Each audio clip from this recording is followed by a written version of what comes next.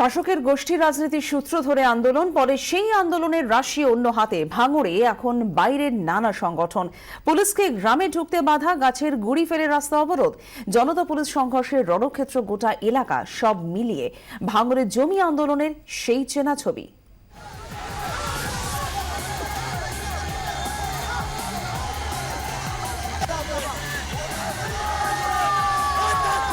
গাছের গুড়ি ফেলে রাস্তা অবরোধ, বাঁশ লাঠি হাতে পুলিশের বিরুদ্ধে ব্যারিকেড, রাস্তার একদিক থেকে ইট, অন্য দিক থেকে কাঁদানে গ্যাস।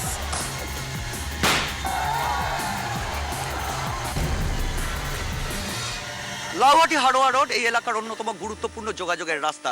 সেই রাস্তা এই মুহূর্তে শুনশান। জমি আন্দোলনকে কেন্দ্র করে যে উত্তেজনা ছড়িয়েছে, সেই উত্তেজনার জেরে এই শুনশান রাস্তায় এইভাবেই পুলিশ আটকাতে গ্রামবাসীরা কিন্তু গাছের গুড়ি ফেলে রেখেছেন। পাওয়ার গ্রিড কর্পোরেশনের সাবস্টেশনের জন্য হাই টেনশন লাইনের তার টানা যাবে না, এই দাবিতে আন্দোলন। পুলিশের বিরুদ্ধে বাড়াবাড়ির অভিযোগ, রণক্ষেত্র ভাঙন। কারণটা বুঝতে গেলে পিছিয়ে যেতে হবে কয়েকটা বছর। 2013 সালে ভাঙড়ের সাবস্টেশনের জন্য জমি নেওয়া শুরু হয়।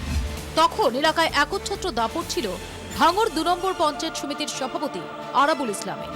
গ্রামবাসীদের অভিযোগ, আরাবুল সে সময় গায়ের জোরে জমি দখল করে নেন।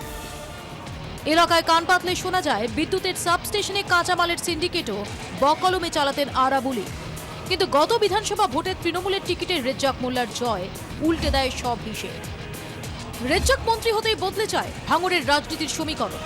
আরাবুল বিরোধী নান্নু হোসেন ওহিদুল ইসলামরা ঝোঁকেন রেজ্জাক ক্যাম্পের দিকে। একসময় আরাবুলের দখলে থাকা এলাকায় প্রভাব বাড়াতে শুরু করেন নান্নু ওহিদুলরা।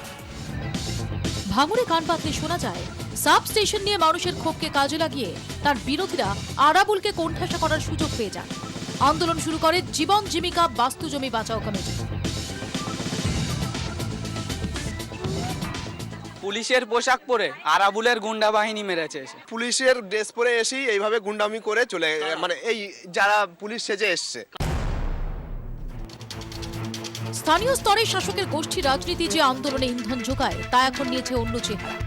স্থানীয় বাসিন্দাদের সঙ্গে সুর মিলিয়েছে বাইরের বিভিন্ন সংগঠন ও রাজনৈতিক দল। আন্দোলনে যুক্ত হয়েছে যাদবপুরের কয়েকজন ছাত্রছাত্রী। রয়েছে এমন কয়েকটি সংগঠন যারা লালগড় এবং নন্দীগ্রামের আন্দোলনেও সক্রিয় ছিল।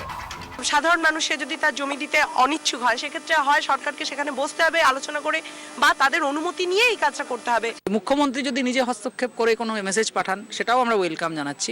মুখ্যমন্ত্রী যদি নিজে আসেন এবং রিজলভ করেন, সেটা ভালো।